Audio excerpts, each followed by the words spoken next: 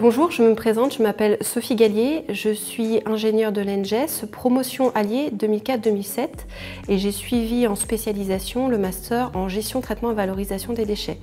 Actuellement, je suis responsable méthode, qualité, hygiène, sécurité, environnement au sein du groupe Sarp Veolia. Alors le groupe Sarp Veolia, c'est un métier de service.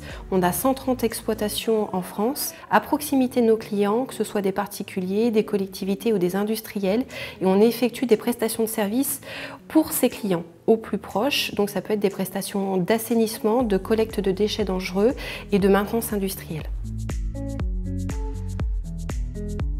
Les missions actuelles de mon poste sont les suivantes. Alors j'ai déjà en charge le management d'une équipe de 4 personnes et l'animation d'un réseau QHSE en France.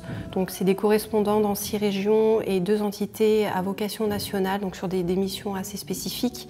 Donc la mission principale que j'ai, c'est de mettre en place une politique qualité, environnement et sécurité au sein du groupe Veolia. Cela constitue sur la partie prévention notamment à faire des chantiers d'analyse de risque, à mettre en place des mesures de prévention pour la santé et la sécurité des collaborateurs du groupe. Ça passe également par l'innovation technique, le développement de nouveaux outils et également la mise en place de formations pour que les gens puissent monter en compétences sur les domaines de la prévention sécurité et puissent vraiment avoir une vision transverse aussi des risques des activités.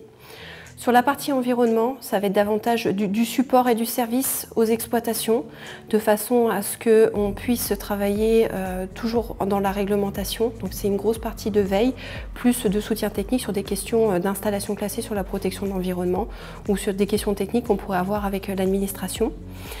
Et sur la partie qualité, on est davantage sur de l'excellence opérationnelle. Comment travailler de manière plus performante au sein des exploitations, comment satisfaire davantage les clients et faire en sorte que nos prestations de services soient recommandées par ces clients. Alors dans ma vie de tous les jours, je vais être amenée par exemple à gérer des accidents du travail.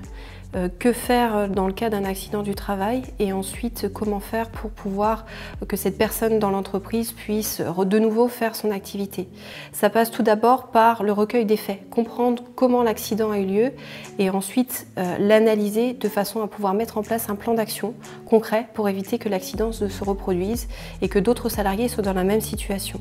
Donc ça peut être des plans d'action ensuite qui sont gérés à un niveau national plutôt qu'à un niveau local. Une autre de mes missions peut être également la réalisation de supports de formation en termes de prévention, santé, sécurité, de façon à ce que les gens puissent monter en compétence sur un domaine particulier, soient sensibilisés sur un risque majeur de nos activités. Ça peut être par exemple dans le domaine de l'eau sur l'utilisation de la haute pression ou de la très haute pression ou sur des interventions en espace confiné comme on peut l'avoir sur des ouvrages d'assainissement. Les compétences qu'on voit à l'ENGES sont vraiment multiples et variées. Ce qui me sert le plus dans mon métier à l'heure actuelle, c'est peut-être les compétences que j'ai acquises dans le domaine de l'assainissement, dans la partie traitement et valorisation des déchets. Tout simplement parce que ce sont vraiment les bases qu'on voit et sur lesquelles on peut être amené régulièrement à y faire référence.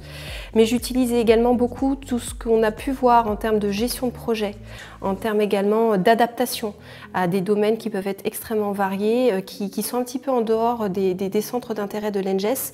Mais je pense que quand on est dans un domaine, dans un métier d'ingénieur, il ne faut pas se borner à ce qu'on a pu voir strictement en cours, mais élargir sa vision, son esprit, de façon à se dire oui, j'ai la capacité à aller rechercher de l'information, je sais où ça se trouve, à solliciter également le réseau qu'on a pu se faire à l'école ou avec les professeurs, de façon à pouvoir utiliser ces ressources dans sa vie de tous les jours.